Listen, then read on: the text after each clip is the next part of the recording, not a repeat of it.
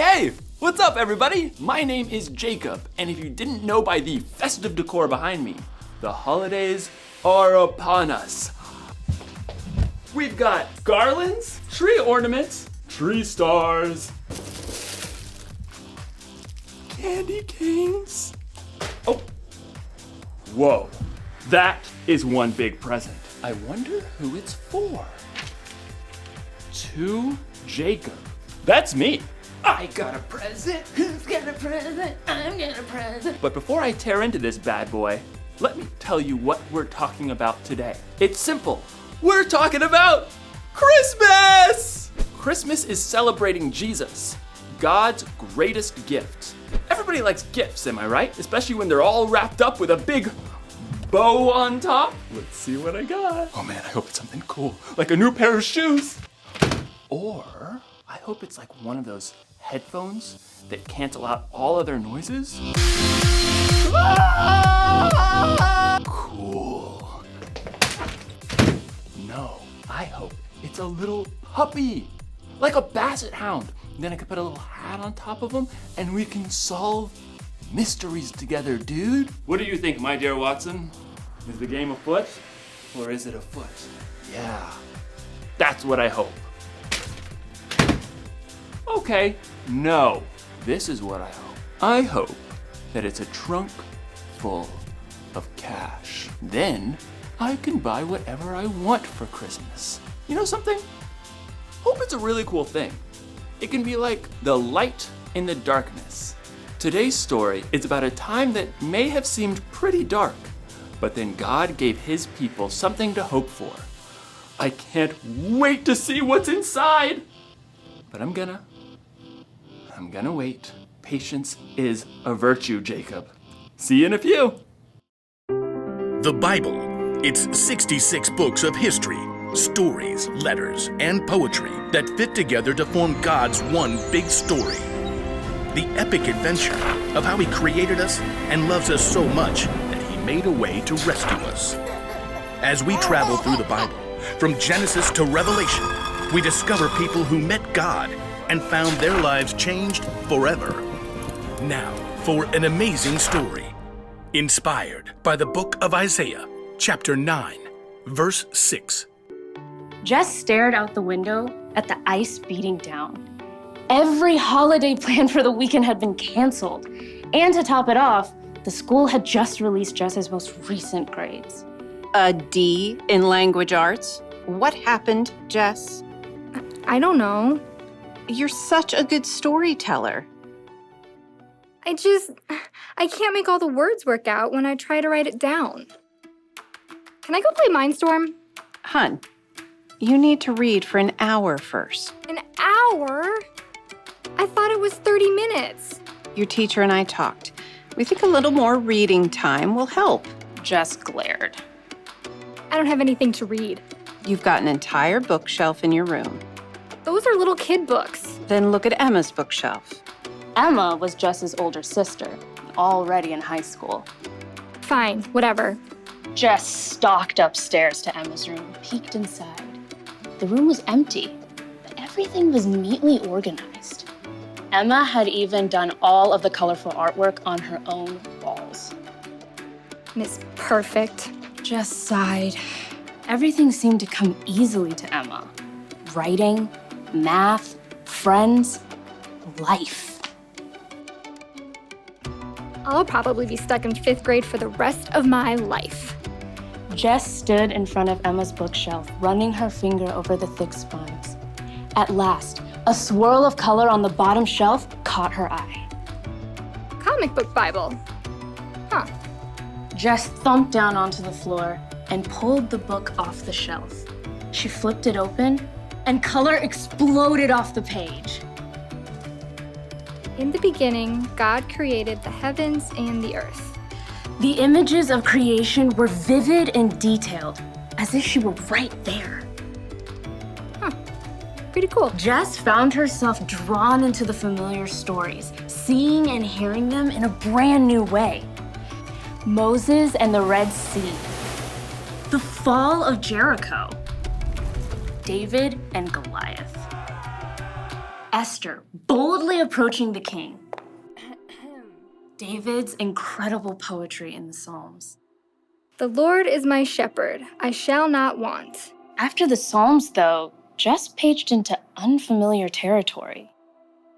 Isn't Daniel in the lion's den around here somewhere? Who's this guy? Jess stared at a man with a long white beard, using a quill to scribble on a scroll.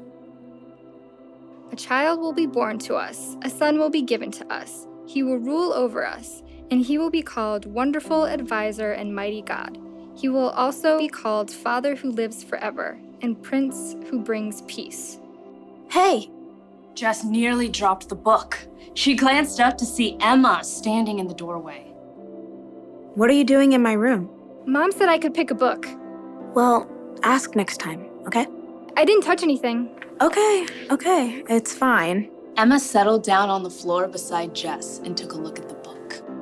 Aunt Chris gave me this book when I started high school. It's pretty cool. I mean, until this part. It's kind of hard to make a guy writing a letter exciting. Jess pointed out Mr. Whitebeard. Oh, you mean Isaiah? Who's he talking about? Jesus? Yeah, but it's way more amazing when you look at the big picture. You see, God's people were in big trouble. Over and over, the Israelites promised to love and obey God. And then every single time, they turned their backs on him. Turned their backs? Like how? Well, they'd start praying to false gods like other nations around them, trying to do things their own way. So, God allowed them to be captured by other nations. Emma flipped back, showing images of battles, powerful foreign kings, groups of captives. The Israelites got in really big trouble. Things looked hopeless. So God just ditched them. No way! Every single time, God showed he was still with them. He sent kings who loved God like David and Solomon and Josiah, and he sent prophets like Elijah and Isaiah to speak God's truth and hope to the people. Even though they totally messed up. Yep. Through it all, God promised that he was going to send someone who would rescue them forever. Jess flipped back to Isaiah and read slowly. A child will be born to us, a son will be given to us. He will rule over us. That's only one prophecy. There are hundreds of prophecies in the Old Testament that talk about Jesus coming. Jess nodded, trying to take it in. That's a lot of promises. And God came through. The Israelites had to wait a long time, but God kept every single one of those promises when he sent Jesus to live on earth. His very own son. Oh, little town of Bethlehem and all that. You can take the book if you want. Emma tapped the comic book Bible. Jess smiled. Does God promise that I'll get a better grade in language arts? No, but he does promise to be with you and give you the patience and courage you need to keep working on it. They both listened to the ice rattling against the window. Hey, you want to play Mindstorm? Sure, just let me read a little more first. Emma gave a thumbs up, and Jess settled back down to keep reading. She paged forward to the book of Luke, eager to see for herself again how God had delivered on his promise to send a savior.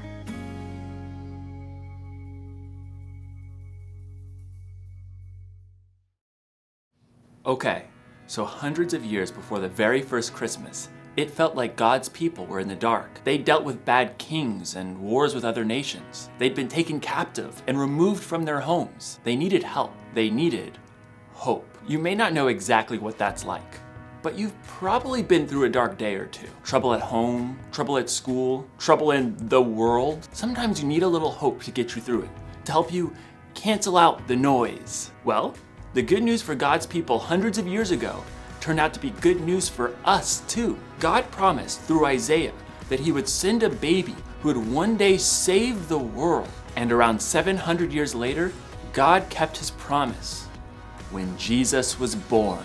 Listen, if it takes you or me 700 years to keep a promise, that probably wouldn't be too cool. God's different. He's been here forever, and he'll be here forever. So 700 years is like, sometimes with hope, there's a little waiting involved. One thing's for sure though, when God makes a promise, he keeps it. So when things are dark, know that God promised to send us a Savior. When you're lonely, know that God promises He'll always be with you. When you're sad or hurting, know that God promises that there's going to come a day when there will be no more pain and no more sadness. Isn't that something to hope for? So here's the one thing to remember today. We can have hope because God keeps His promises. That's a little gift of hope for you this Christmas. Oh yeah, my present. Let's see what we've got. Ugh. Do not open till Christmas. Oh man, looks like I'm gonna be hoping for a couple more weeks. It's definitely not a puppy. I'll see you next time.